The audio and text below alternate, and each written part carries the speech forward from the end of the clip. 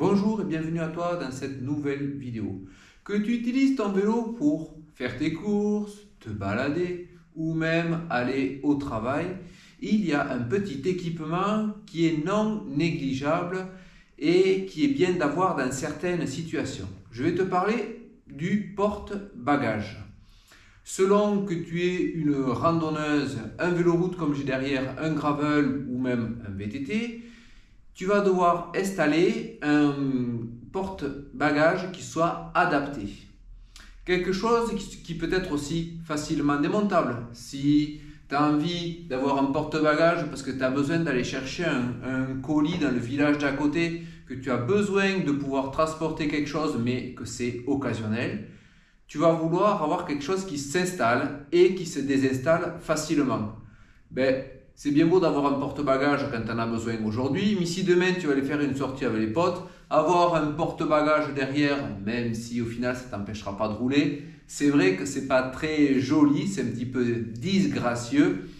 Donc voilà pourquoi il va falloir trouver quelque chose qui s'enlève. À l'opposé, si c'est ton vélo que tu te sers tous les jours pour aller au boulot et que tous les jours tu transportes des vêtements de rechange ou ton repas ou toute autre chose sur un porte-bagages, si c'est ton vélo du vélo taf, tu vas pouvoir le lui laisser dedans.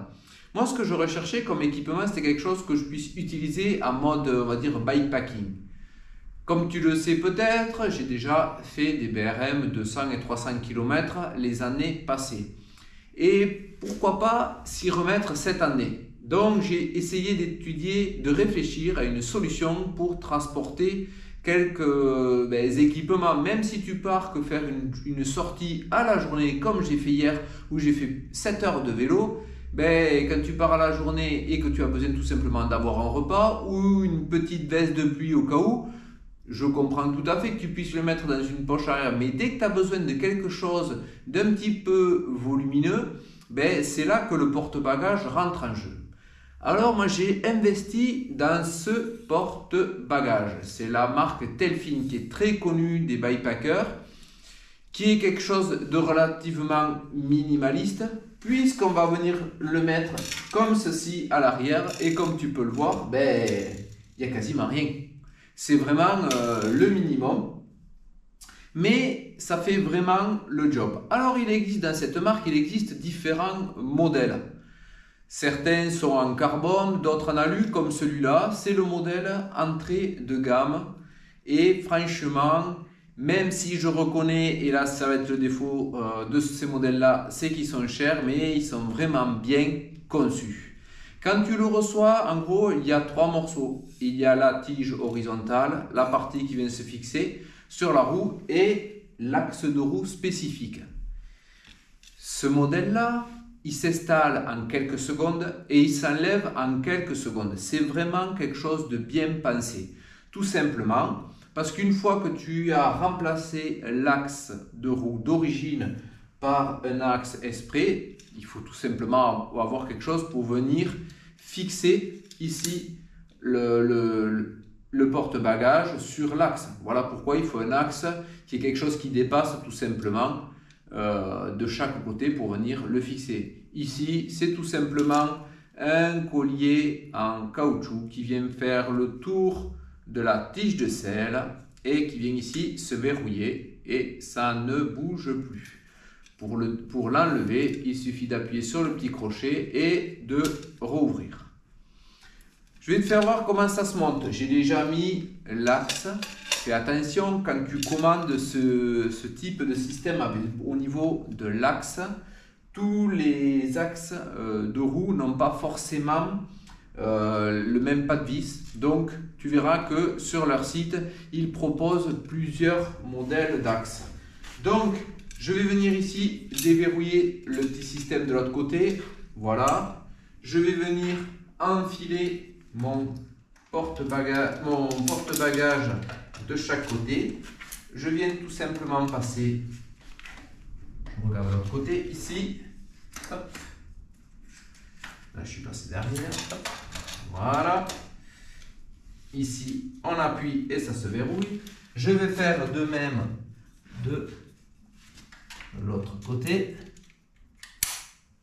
On entend un petit clip qui dit que ça tient. Et ici, on va venir tout simplement, comme je vous l'ai dit, faire le tour de la tige de selle et verrouiller. Une fois qu'il est installé, ça ressemble à ça. Effectivement, quand on le voit monter, on voit que c'est quelque chose de très minimaliste, avec juste ces deux tubes en haut et ces deux tubes en gros ovales qui descendent. Ici, on voit qu'il y a 3 points de fixation si jamais tu veux rajouter des systèmes de fixation pour des sacoches latérales. Si je ne me trompe pas, et au jour d'aujourd'hui, j'ai regardé sur le site, ce modèle ne se fait plus. Il y a directement un modèle ici, de chaque côté, avec un axe, pour pouvoir venir enclipser des sacoches latérales, qui sont faites exprès et qui sont très connues dans le monde du, on va dire, du bikepacking, ou tous ceux qui font du voyage à vélo.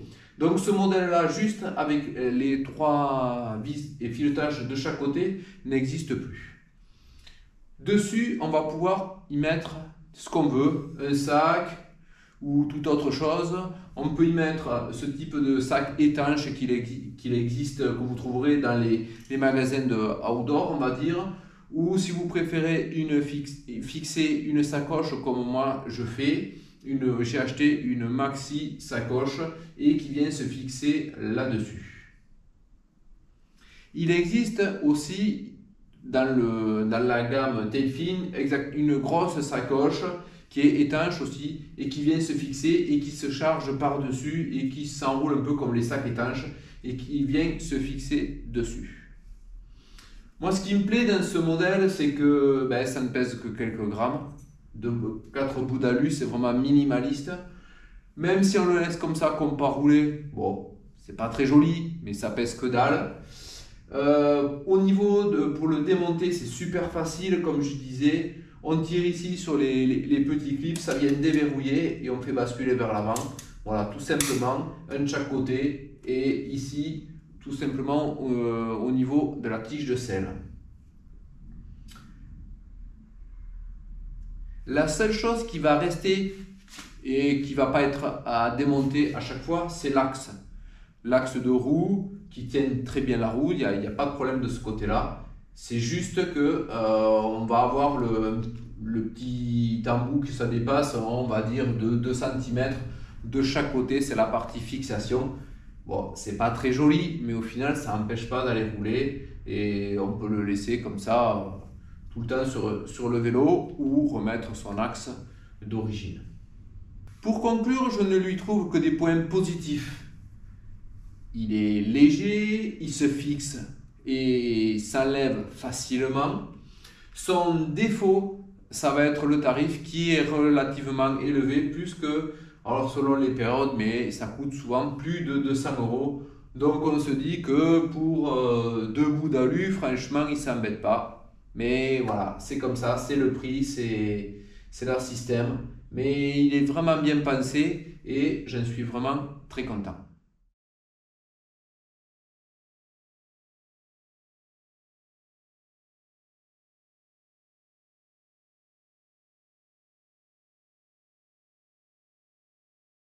J'espère que ça t'a aimé cette vidéo de présentation de mon porte-bagages. Je te dis à bientôt pour de nouvelles vidéos. Bye bye!